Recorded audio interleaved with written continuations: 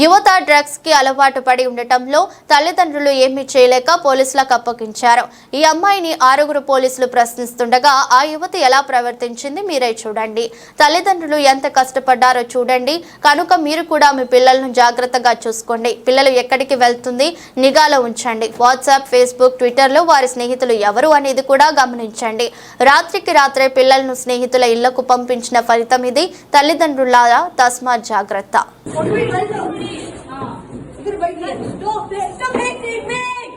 Okay ठीक है, अच्छी से मैं आप लोग बात करते हैं। क्या कुछ दिमाग में आता है? क्या काम होता है?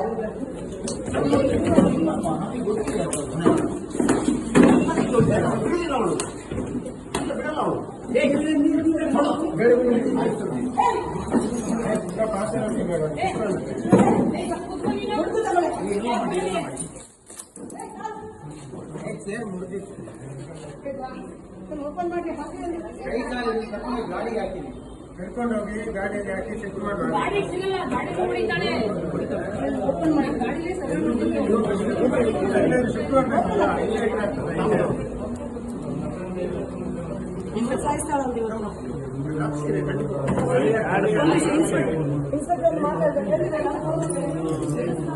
ಗಾಡಿ ಹಾಕಿ ಬಿಡಬಾರ್ದು. ಮತ್ತೆ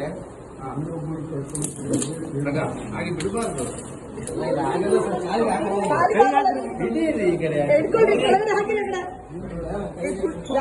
ತಗೊಂಡು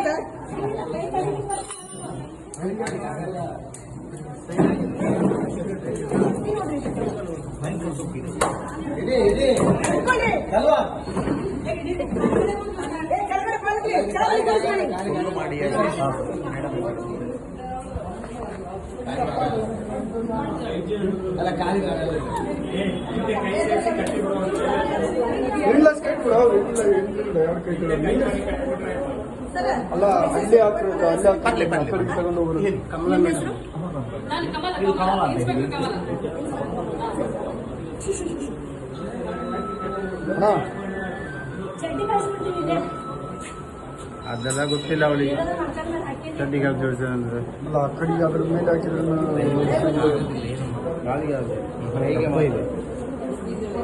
ಅಲ್ಲ ಒಂದು ಸೈಡ್ ಹಿಡ್ಕೊಳ್ರಿ, ಲೂಸ್ ಬಿಡಬೇಡಿ.